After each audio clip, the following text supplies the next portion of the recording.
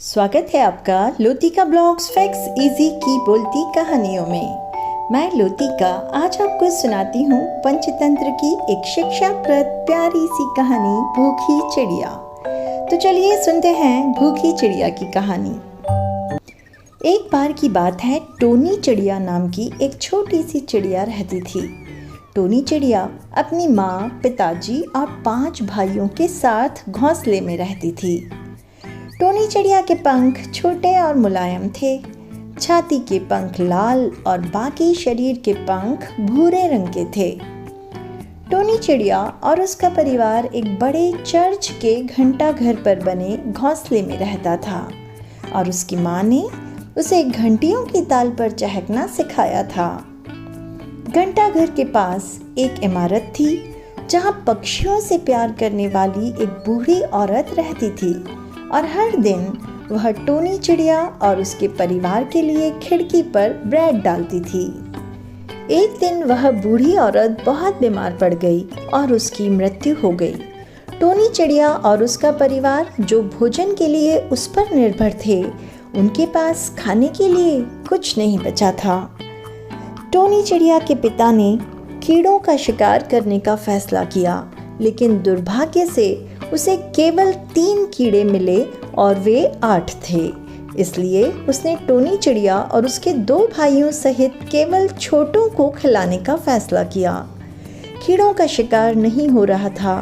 Tony चिड़िया और उसके बड़े भाई और उसकी माँ ने भोजन के लिए खिड़कियों पर चोंच मारने का फैसला किया, लेकिन लोगों ने उन्हें खाने के लिए बिना कुछ दिए ही उनको भगा दिया। एक दिन एक बेकरी वाले ने उन्हें भगाने के लिए उन पर राख से भरी एक बोरी फेंकी और टोनी चिड़िया और उसके बड़े भाई और उसकी माँ भूरे हो गए। इधर टोनी चिड़िया के पिता को आखिरकार एक ऐसी जगह मिल गई थी जहाँ कभी खाने की कमी नहीं थी और वह वहाँ से कई कीड़ों को लेकर घोंसले में लौट आया था और बहुत खुश था, लेकिन उसे कोई नहीं मिला। जब बच्चे और उसकी माँ राख से गंदे हुए घोंसले में लौटे तो टोनी चिड़िया के पिता ने उन्हें पहचाना नहीं और उन्हें घोंसले से भगा दिया। टोनी चिड़िया और उसके भाई और माँ ने हार नहीं मानी और पास के एक तालाब में खुद को साफ करने के लिए चले गए और घंटियों की आवाज़ के साथ अपने पसंदीदा गीत की धुन पर घोंसले के पास चहकना शुरू कर दिया। टोनी चिड़िया के पिता ने उन्हें पहचान लिया और उन्हें घोंसले में आने दिया और उसके बाद सभी ने खुशी से एक साथ खाना खाया।